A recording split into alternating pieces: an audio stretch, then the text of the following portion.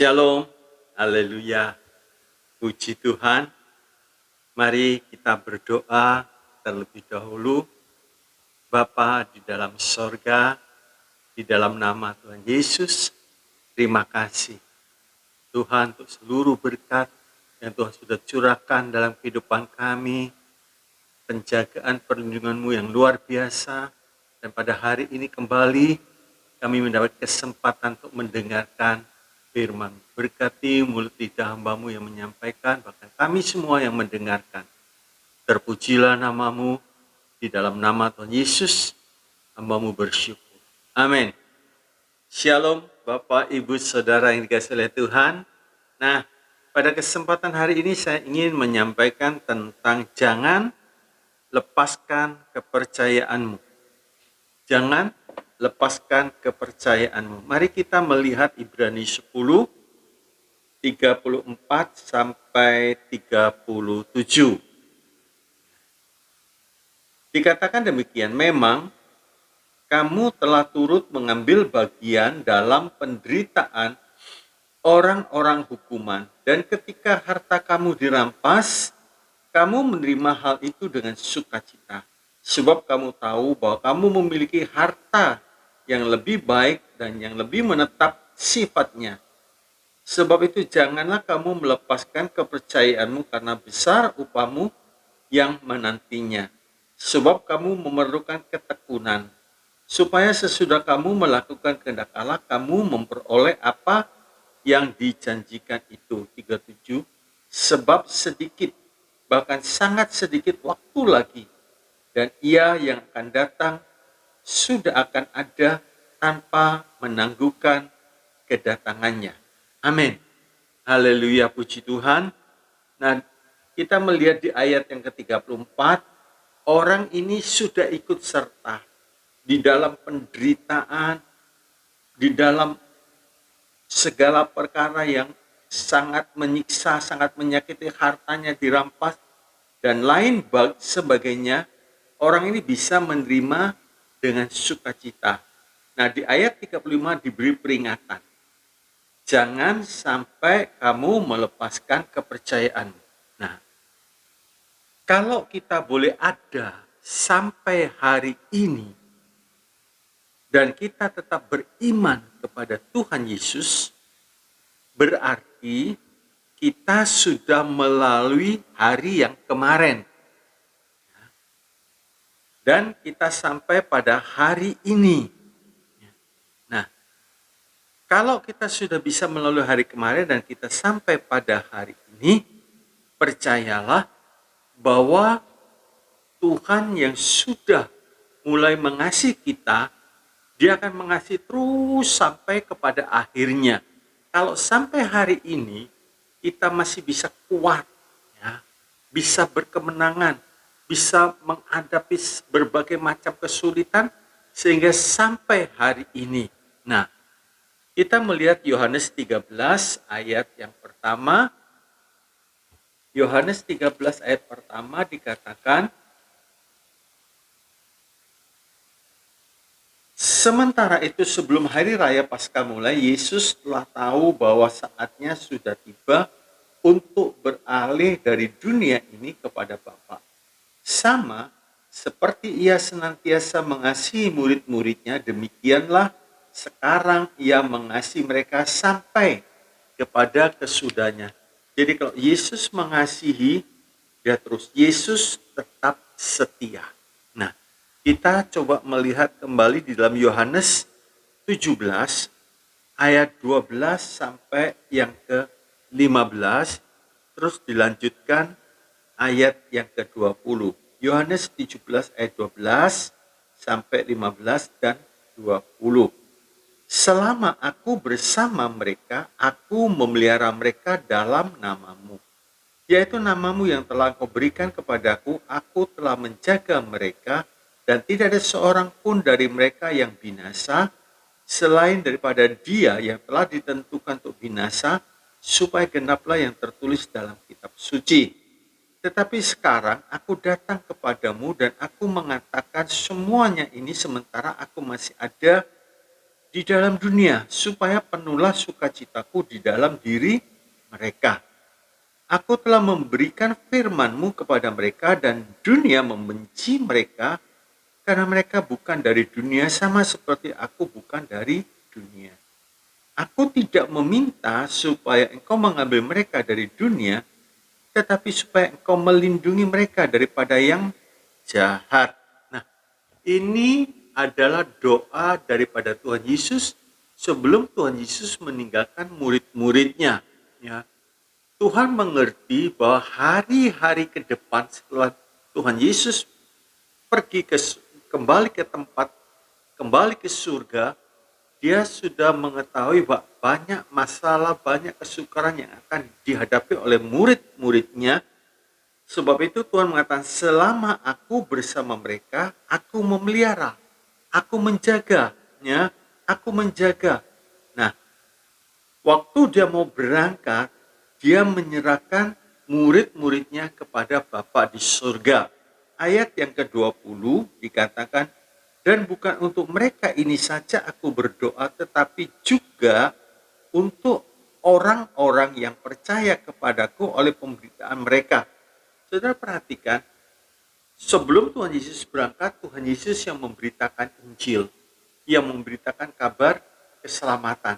Tapi di ayat 20, Tuhan sudah mempersiapkan, Tuhan sudah berdoa bahwa nanti pada waktu murid-murid memberitakan Injil, kabar keselamatan, kita melihat ya, untuk mereka, dan bukan untuk mereka ini saja aku berdoa, tetapi juga untuk orang-orang yang percaya kepadaku oleh pemberitaan mereka. Jadi kita ini hasil dari pemberitaan murid-murid yang terus menyebar. Nah, Tuhan mengatakan, Tuhan Bapa di surga menjaga, memelihara, ya. Sebab itu tidak ada alasan untuk kita melepaskan kepercayaan kita sekalipun dalam keadaan yang sulit, ya. Nah, kita melihat lebih lanjut, sebagai orang beriman, hal-hal ini yang harus kita sadari. Sebagai orang beriman, hal-hal ini yang harus kita sadari. Satu, tidak ada kemenangan tanpa pertandingan. Tidak ada kemenangan tanpa pertandingan. Kalau seseorang masuk di dalam pertandingan, sebelumnya sudah dipersiapkan, baik pola makan, pola tidur, dan lain sebagainya. Dengan kata lain, kebebasannya mulai terkekang. Tapi mereka akan masuk dalam sebuah pertandingan. Ada tujuannya. 1 Korintus 9 ayat yang ke-24, 1 Korintus 9, 24 sampai 27. Tidak tahukah kamu bahwa dalam gelanggang pertandingan semua peserta turut berlari, tetapi bahwa hanya satu orang saja yang mendapat hadiah. Karena itu larilah begitu rupa, sehingga kamu memperolehnya. Tiap-tiap orang yang turut mengambil bagian dalam pertandingan menguasai dirinya dalam segala hal. Mereka berbuat demikian untuk memperoleh suatu mahkota yang fana. Tetapi kita untuk memperoleh suatu mahkota yang abadi. 26, sebab itu aku tidak berlari tanpa tujuan, dan aku bukan petinju yang sembarang saja memukul, tetapi aku melatih tubuhku dan menguasainya seluruhnya, supaya sudah memberitakan Injil kepada orang lain, jangan aku sendiri ditolak. Jadi Paulus memberitahu kita sedang berada dalam satu arena gelanggang pertandingan. Ya, kita harus bisa menguasai diri. Nah, saya katakan tidak ada kemenangan tanpa pertandingan. Nah, Paulus memberitahu mereka ini berlatih sedemikian rupa untuk dapat mahkota, tapi mahkota yang fana. Kalau kita bertanding, menyelesaikan pertandingan, ya, memang ada syarat yang harus kita penuhi. Ya, itu kita harus taat, sebab yang membuat itu bukan kita, tapi tugas kita menyelesaikan pertandingan. Saya ambil satu contoh begini. Menjadi murid Tuhan harus pikul salib. Itu syarat yang sudah ditentukan oleh Tuhan. Kita harus menyelesaikan pertandingan itu seperti Paulus mengatakan dalam 2 Timotius 4 ayat 7 sampai yang ke-8. Ya. 2 Timotius 4 ayat 7 sampai 8. Aku telah mengakhiri pertandingan yang baik. Aku telah mencapai garis akhir dan aku telah memelihara iman. Sekarang telah tersedia bagiku mahkota kebenaran yang akan dikaruniakan kepadaku oleh Tuhan, hakim yang adil pada harinya. Tetapi bukan hanya kepadaku, melainkan juga kepada semua orang yang merindukan kedatangannya. Jadi Paulus sudah selesai, tapi bukan hanya untuk Paulus, tapi juga untuk kita. Ya, untuk kita yang merindukan kedatangan Tuhan, kita harus menyelesaikan sampai garis akhir. Ya, pertandingan. Setiap pertandingan, setiap segi kehidupan kita harus menang. Yang kedua, tidak ada mahkota kekal tanpa salib. Tidak ada mahkota kekal tanpa salib. Mahkota itu didapatkan kalau kita mau setia sampai akhir di jalan sempit. Jalan sempit ini jalan salib, jalan penyangkalan diri, ya, bukan di jalan lebar. Salib Kristus itu sakit memang, tapi kita tahu pada akhirnya kita akan mendapat mahkota kemuliaan yang luar biasa. Wahyu 2 ayat yang ke-10 bagian C. Ya, hendaklah engkau setia sampai mati, dan aku akan mengaruniakan kepada mahkota kehidupan. Jadi Tuhan memberitahu tidak ada mahkota kekal tanpa salib. Di dalam salib kita harus setia sampai ke akhir. Pikul salib sampai ke akhir. Jangan di pertengahan jalan terus berhenti. Nggak ada nilai. Tidak ada nilainya. Setia sampai ke akhir. Ya.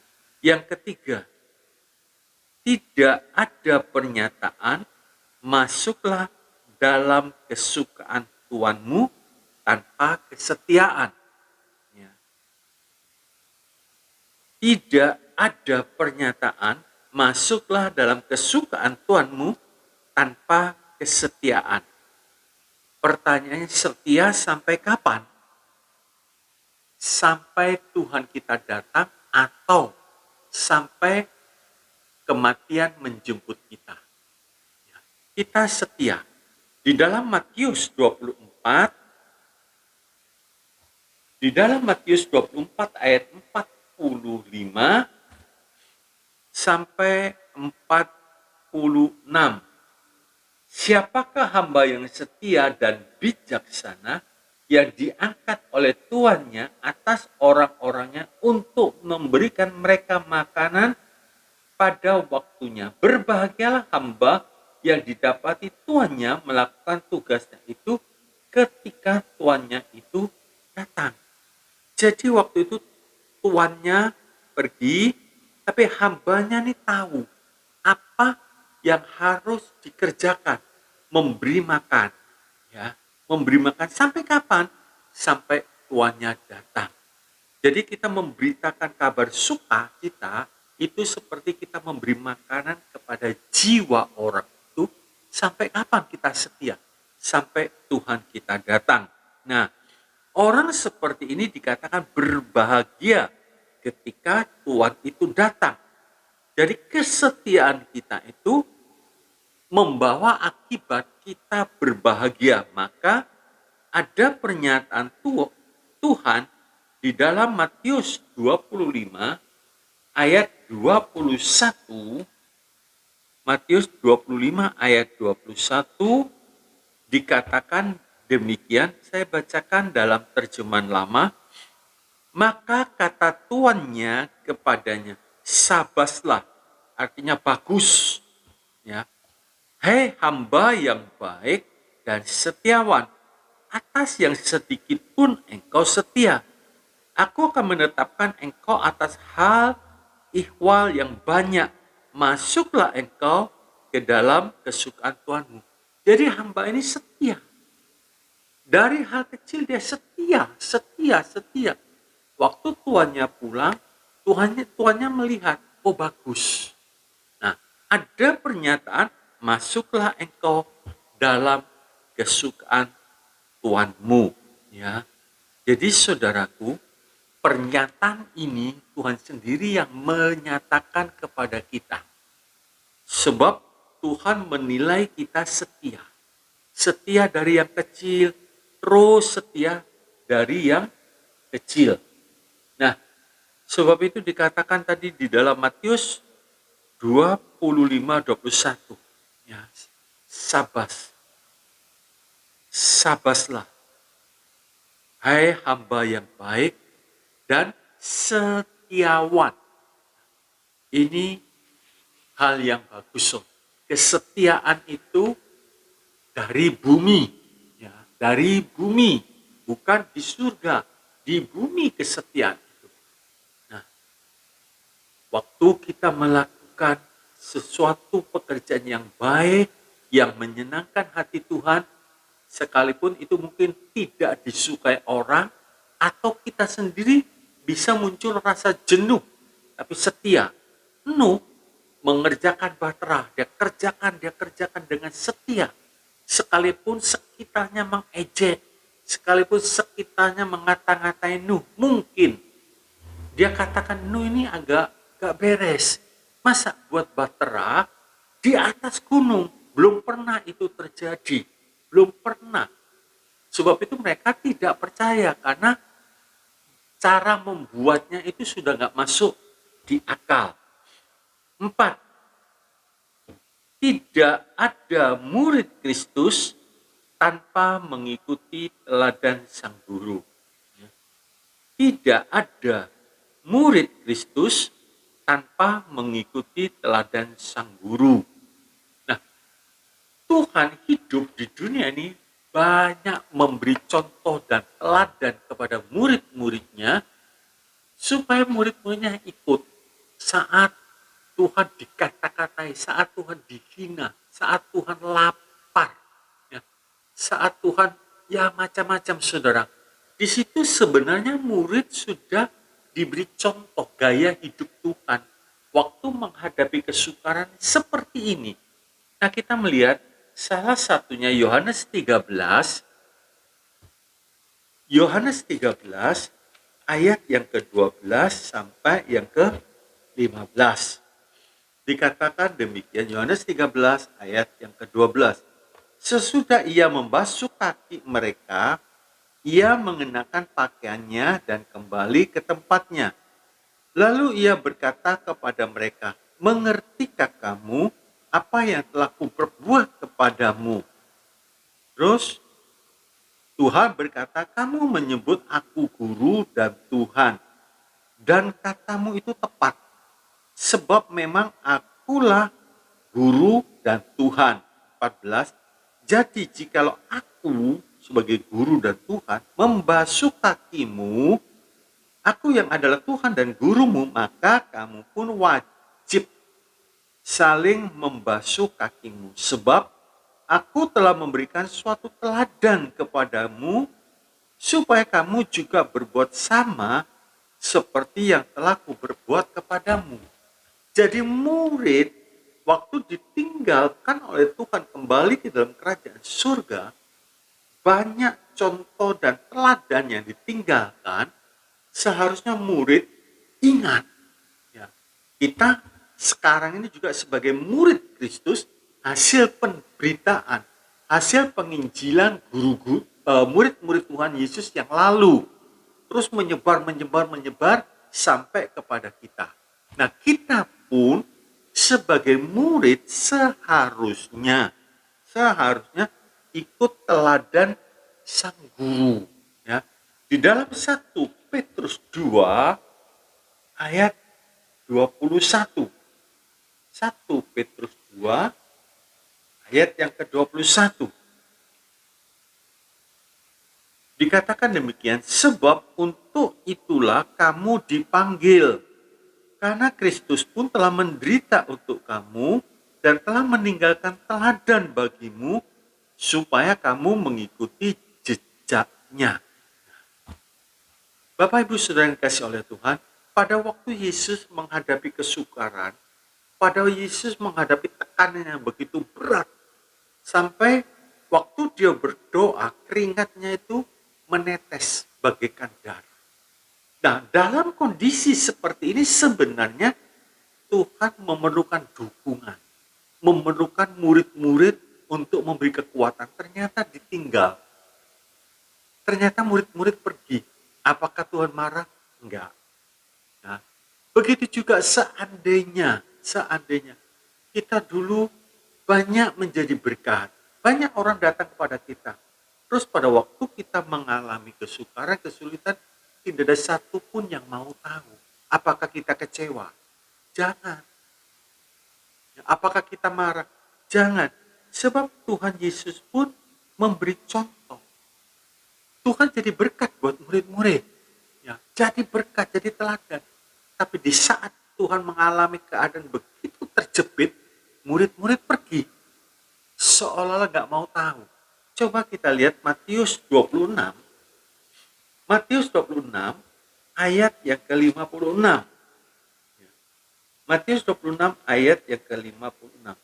Akan tetapi semua ini terjadi supaya genap yang ada tertulis dalam kitab nabi-nabi, lalu semua murid itu meninggalkan dia dan melarikan diri.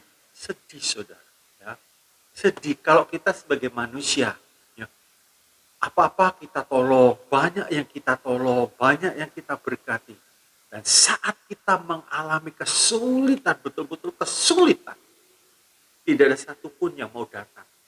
Tidak ada satupun yang mau menolong. Memang kita jangan berharap kepada manusia. Kita menolong, bukan mengharapkan nanti satu kali, kalau aku perlu pertolongan biar dia menolong. Tidak. Kita menolong karena Kristus sudah menolong kita terlebih dahulu. Jadi kita tidak kecewa, tidak sakit hati. Ya. Tidak kecewa, tidak sakit hati.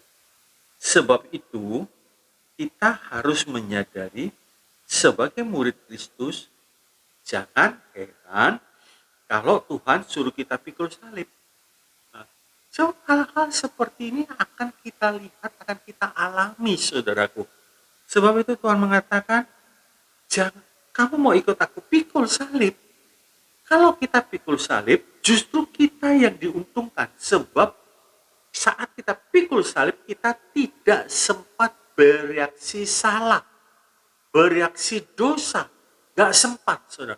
Karena kita pikul salib. Ya, haleluya. Nah, Paulus berkata bahwa kesukaran yang kita hadapi sebagai murid Kristus, ya, Paulus sudah memberitahu, itu tidak sebanding, ya, tidak sebanding dengan apa yang akan kita peroleh. Jadi, Paulus menasihati kita, kesukaran kamu hadapi, tapi itu semua tidak sebanding dengan apa yang kita peroleh. Nah, kalau kita melihat seorang pegawai negeri mengabdi kepada negara sekian puluh tahun, sampai usia tertentu, entah 56, entah 60 pensiun. Nah, sisa hidupnya itu dijamin oleh pemerintah. Nerima uang pensiun. Ya. Itu aja sudah sukacita. Tapi di sini Paulus mengatakan di dalam 2 Korintus 4 ayat 16 sampai 18.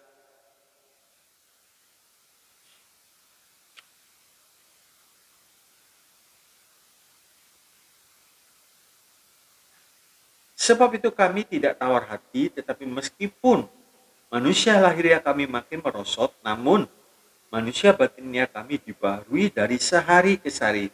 Saudara perhatikan, sebab penderitaan ringan yang sekarang ini, jadi kesukaran, kesulitan, ini Paulus menulis mengalami banyak penderitaan, saudara. Kalau kita baca, Kan penderitaannya Paulus nggak ringan, berat. Tapi kenapa dia menulis penderitaan yang ringan yang sekarang ini mengerjakan bagi kami kemuliaan kekal yang melebihi segala-galanya, jauh lebih besar daripada penderitaan kami. Jadi penderitaan yang besar menurut kita, sulit menurut kita, terus dibandingkan dengan kemuliaan yang akan kita terima, ternyata kecil, ya, ternyata kecil.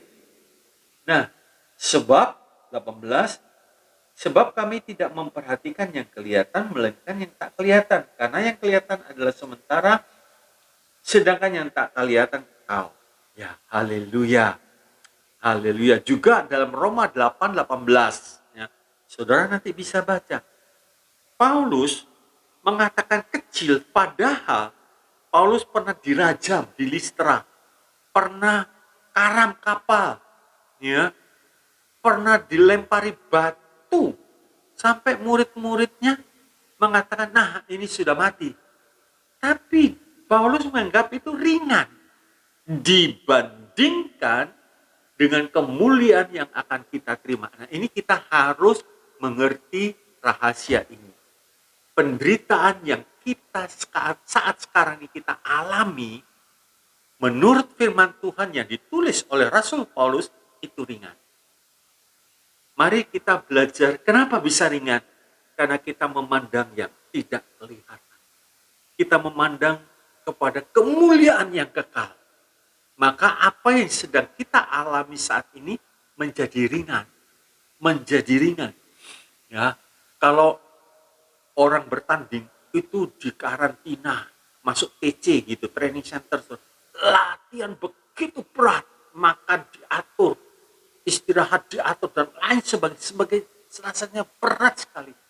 Tetapi begitu dia menang, apalagi hari-hari ini Bapak Presiden memberikan hadiah yang bukan main. Kalau nggak salah 5M yang dapat emas. Apa yang menjadi keberatan itu sirna dibandingkan dengan 5M. Mau berapa tahun kita kerja bisa mendapatkan 5M? Emas. Kalau perak 2,5M. Kalau perunggu 1,5M. Waduh, banyak. Dan tidak sebanding dengan kelelahan yang kita keluarkan. Ya. Begitu juga, apalagi ini kekal. Kekal, saudara. Haleluya. Nah, sebab itu mari kita selesaikan setiap pertandingan yang kita sedang alami. Jangan kita anggap, itu kesulitan. Mungkin dalam bidang keuangan. Kita sedang bertanding. Bertanding untuk kita bisa menang dalam bidang keuangan. Sehingga kita keluar sebagai pemenang. Kita tidak lagi terikat. Ya. Sehingga kita bisa berkata, aku tahu apa itu kelimpahan, aku tahu apa itu kekurangan. Dalam segala hal, aku cakap menanggung. Nah, ini orang yang bertanding sampai ke akhir. Ya. Juga di dalam rumah tangga. Ya. Ada kesukaran-kesukaran, percayalah saudaraku, selesaikan pertandingan itu. Jangan sampai kita ambil jalan pintas. Sudah tidak cocok untuk apa? Untuk apa ribut-ribut? Untuk apa ini semua? Cerai saja. Nah, itu bukan pertandingan, itu jalan pintas. Yang berakibat fatal. Ya. Juga di dalam sakit. Percayalah, bilur Tuhan Yesus menyembuhkan. Wanita yang sakit pendarahan itu 12 tahun. Tapi waktu dia melihat Yesus, imannya tidak karam. Imannya bangkit. Bahkan dia berkata, kalau aku bisa menjamah jubahnya, aku sembuh. Nah, selesaikan saudaraku. Juga dalam masa muda, mencari jodoh. Jangan serampangan, saudara. Jangan sembarangan. Jangan kita pakai peribahasa, tidak ada rotan, akar pun berguna. Enggak ada orang beriman, ya orang yang tidak seiman pun enggak apa-apa, nanti dijadikan seiman. Itu namanya mencobai Tuhan. Jangan, saudaraku. Kita terus kita terus. Jangan sampai gara-gara ini, sebab itu Ibrani mengatakan terus melepaskan kepercayaan kita. Jangan, saudara. Kesukaran itu ringan dibandingkan dengan kemuliaan yang kekal yang akan diberikan kepada kita sebagai pemenang. Ya. Nah, sekarang kita melihat kalau kita berbuat baik supaya kita masuk surga itu salah. Duh. Sekali lagi, kalau kita berbuat baik supaya kita masuk surga itu salah. Tetapi karena kita sudah memiliki surga, sebab itu kita berbuat baik. Filipi 3, 20, 21. Sekali lagi, kalau kita berbuat baik, supaya kita masuk surga, itu salah. Ya. Tetapi karena kita sudah memiliki surga, sebab itu kita berbuat baik. Filipi 3, 20, 21. Ya. Jadi, saya harus berbuat, tidak salah berbuat baik, nggak salah. Ya. Tapi kalau tujuannya berbuat baik, sekalipun dia hidup dalam dosa, dia berbuat baik, nanti kebaikannya menutupi dosanya. Bukan begitu. Enggak. Berbuat baik tidak salah. Tapi kita harus tahu persis, kita berbuat baik karena kita sudah memiliki surga. Sudah memiliki surga. Jadi warga kerajaan surga itu nggak ada yang pelit, nggak ada yang jahat, nggak ada yang sombong. Lagi satu, berbuat murah hati supaya kita jadi anak Allah. Bukan. Ya. Berbuat murah hati supaya kita jadi anak Allah. Bukan, saudara. Bukan. Tetapi karena Bapak kita murah hati, maka sebagai anaknya kita pun murah hati. Ya. Tetapi karena Bapak kita murah hati, maka sebagai anaknya kita pun murah hati. Lukas 6 ayat yang ke-36. Jadi cirinya orang yang memiliki kerajaan surga sebagai anak dari Bapa surgawi itu punya hati penuh kemurahan. Banyak murah hati, saudara. Karena hukum Tuhan begini, terlebih berkat kita memberi daripada kita menerima. Terlebih berkat. Ya. Sebab itu berilah dengan kemurahan hati. Bapa kita murah. Coba kita lihat Lukas 6 ayat yang ke-36. Dikatakan demikian, hendaklah kamu murah hati sama seperti Bapakmu adalah murah hati. Nah, Bapak kita murah hati. Nah,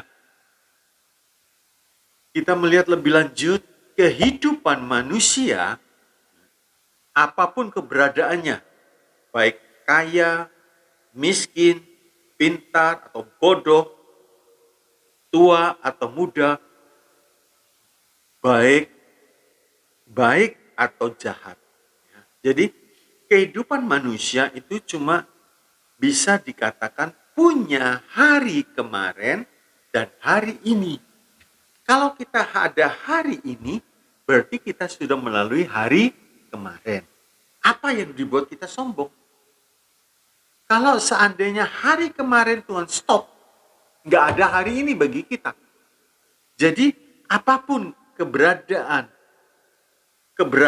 orang tersebut, baik kaya atau miskin, pintar atau bodoh, tua atau muda, baik atau jahat, kalau boleh dikatakan hanya punya hari kemarin dan hari ini.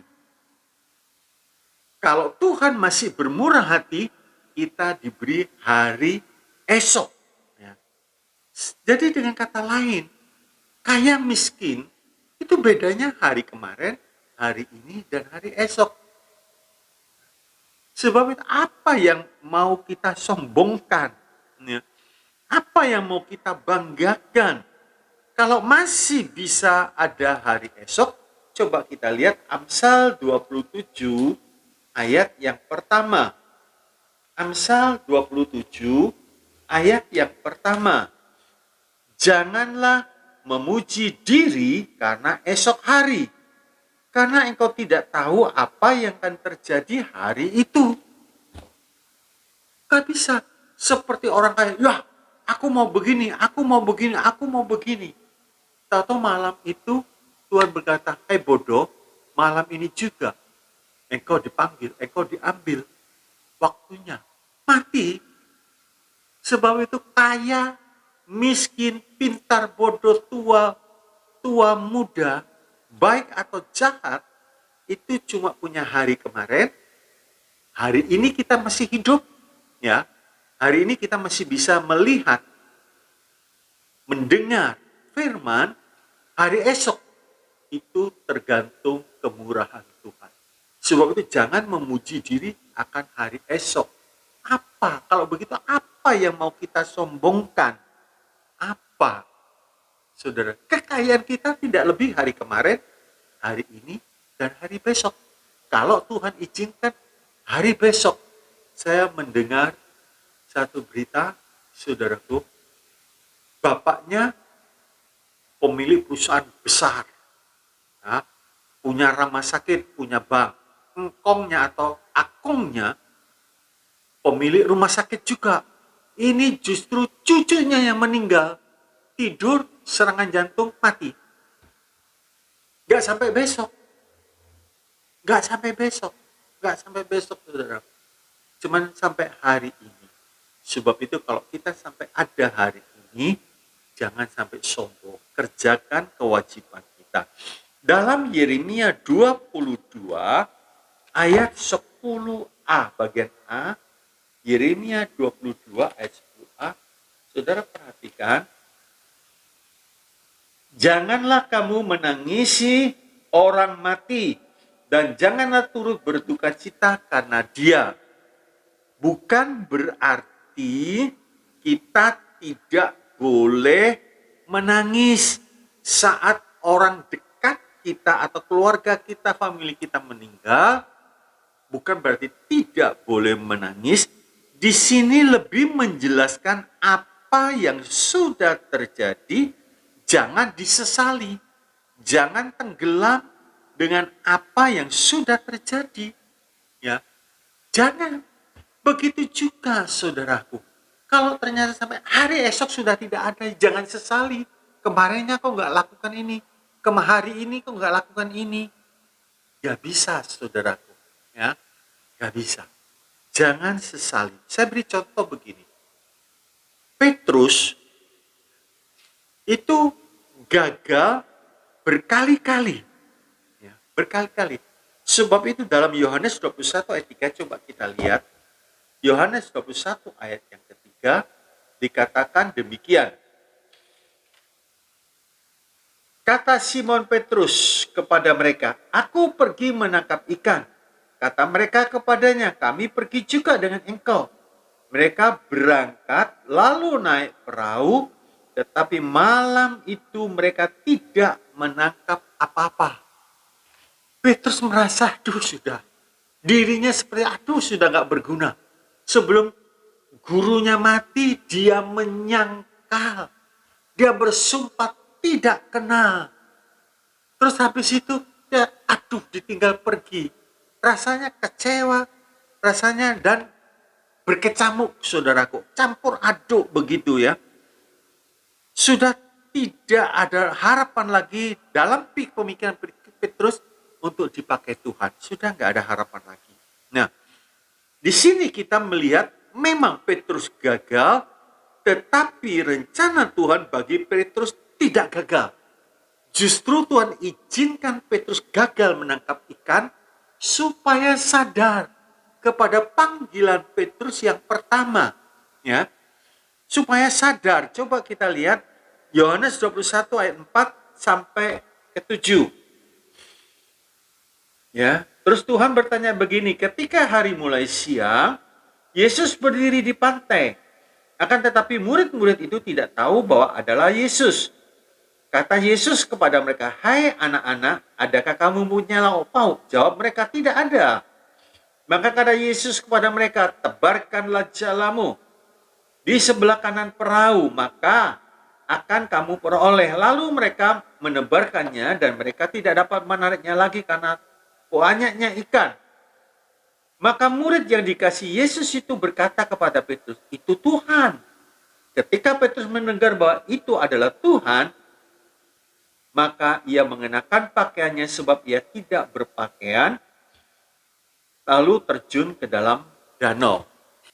Nah, kalau saudara perhatikan, Petrus pernah gagal juga. Di dalam kitab Lukas 5, Petrus gagal semalam-malaman tidak dapat ikan. Ya. Tidak dapat ikan, sedih saudara. Terus Tuhan berkata, "Ayo terus, jauh, lebih ke depan." Ternyata jalannya robek. Sebab Tuhan punya panggilan khusus kepada Petrus. Sehingga Petrus minta tolong kepada yang lain supaya ikannya nggak lari, saudara. Nah, kita melihat di dalam Lukas 5 ayat yang ke-9. Sebab ia dan semua orang yang bersama-sama dengan dia takjub oleh karena banyaknya ikan yang mereka tangkap. Demikian juga Yakobus dan Yohanes, anak-anak Zebedeus, yang menjadi teman Simon. Kata Yesus kepada Simon, "Jangan takut.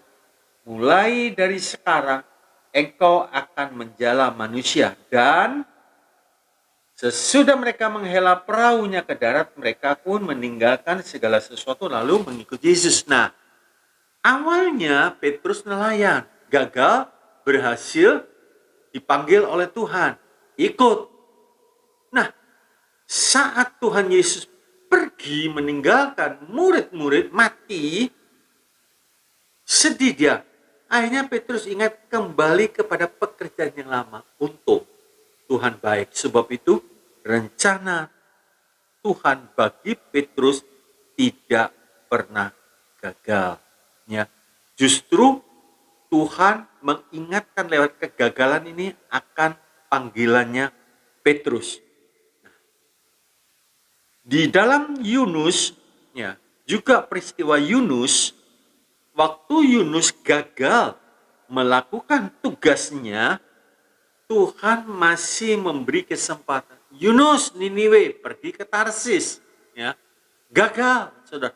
Hampir atau nyaris dia mati. Kalau Tuhan tidak tolong, ikan itu untuk memuntahkan Yunus ke tepi pantai, tamat sudah. Nah, pertanyaannya begini, saudaraku. Tuhan sampai memberikan panggilan kedua kali. Apakah tidak ada orang lain? Apakah tidak ada orang lain? Ada, saudara. Ada. Tapi ingat, sifat Kristus, kalau dia sudah mulai memanggil, dia tidak akan pernah berhenti di tengah jalan. Kalau Tuhan sudah mulai mengasihi, dia akan mengasihi terus. Tuhan setia. Kitanya sering yang tidak setia. Ya. Kitanya sering tidak setia. Nah, pelajaran yang kita bisa ambil dari peristiwa Petrus dan Yunus yaitu pelajaran yang kita bisa ambil dari peristiwa Petrus dan Yunus yaitu satu, Tuhan memberi kesempatan kembali. Mengapa? Tuhan memberi kesempatan kembali. Mengapa? Tuhan tahu akan keterbatasan kita. Tetapi saudaraku, bukan berarti kita boleh semau gue, seenaknya sendiri. Toh nanti Tuhan panggil lagi. Jangan, itu sengaja berbuat salah, sengaja berbuat dosa. Ya. Dan kita mesti sadar, orang yang berbuat dosa itu banyak mengalami hal-hal yang pahit. Sebab Tuhan mengatakan jalan sejahtera tidak dikenalnya. Oleh orang yang berbuat dosa, putus hubungan dengan Tuhan, putus dengan sumber sejahtera. Ya. Dua, kesabaran Tuhan. Nah, kesabaran Tuhan itu semata-mata untuk mendidik, memproses kita seperti apa? Seperti tanah liat dalam tangan penjunan. Sabar saudara, ternyata diproses, pecah, diulang kembali. Diproses, pecah, diulang. Sampai menjadi bejana yang masih bisa dipakai. Yeremia 18 ayat 4 sampai yang ke-6. Jadi kita sebagai murid Kristus, lihat contoh teladan daripada sang guru kita. Sabar. Sabar. 3. Kegagalan kita tidak dapat membatasi rencana Allah. Kadang-kadang kalau kita melihat, mendidik satu orang, kamu jadi guru sekolah minggu, kamu jadi gagal. Jengkel kita. Sudah. Proses nggak usah. Sabar, saudara. Ya. Kegagalan kita tidak dapat membatasi rencana Allah. Kalau kita tidak mau, Allah sanggup memakai orang lain yang mau. 4. Allah bekerja untuk mendatangkan kebaikan. Haleluya. Sebab itu, kalau kita sekarang ini sampai hari ini boleh menjadi sesuatu yang indah di dalam tangan Tuhan, di dalam pelayanan, di dalam pekerjaan kita, di dalam rumah tangga kita, di dalam kesehatan kita, sadarlah. Itu bukan karena kekuatan kita, itu bukan karena kemampuan kita, tapi karena Tuhan ikut bekerja. Coba kita lihat, saudaraku, Roma 8 ayat yang ke-28. Roma 8, 28, kita tahu sekarang bahwa Allah turut bekerja dalam segala sesuatu untuk mendatangkan kebaikan bagi mereka yang mengasihi Dia, yaitu bagi mereka yang terpanggil sesuai dengan rencana Allah. Jangan ada sedikit pun kesombongan. Kalau hari ini saya sehat, hari ini masih bisa pelayan, hari ini pekerjaan saya sukses, hari ini rumah tangga saya sukses, katakan, Tuhan, itu semua campur tangan Tuhan. Kalau tidak, aku bukan apa-apa. Kesimpulannya, 1. Jangan kecil hati atau kecewa kalau dalam pengiringan kita kepada Yesus ada salib.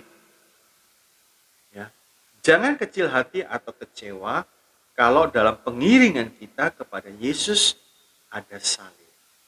Nah, sebab salib itu mendatangkan faedah, mendatangkan kebaikan, saudara, supaya kita tetap berada di jalan sempit. 2.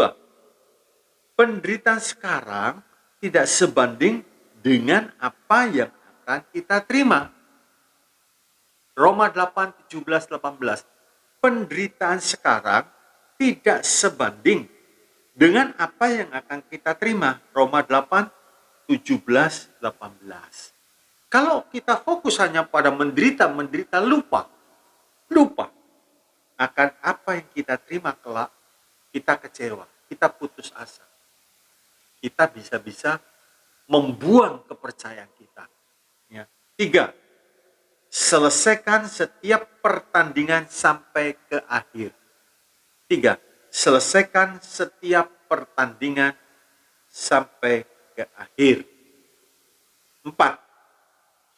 Setiap kita, baik kaya atau miskin, pintar atau bodoh, tua atau muda, hanya mempunyai hari kemarin dan hari ini.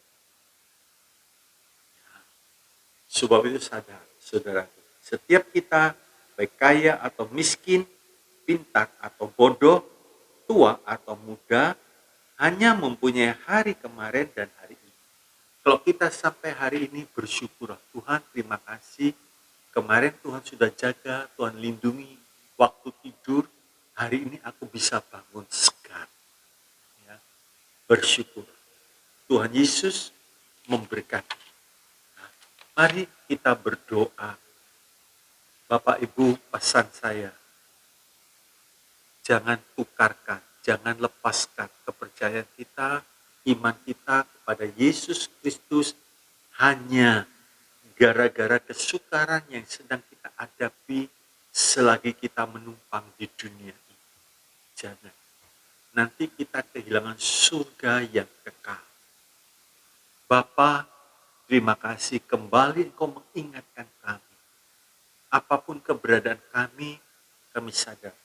Kami punya hari kemarin, hari ini. Kalau kami boleh ada sampai besok, itu semua karena anugerah.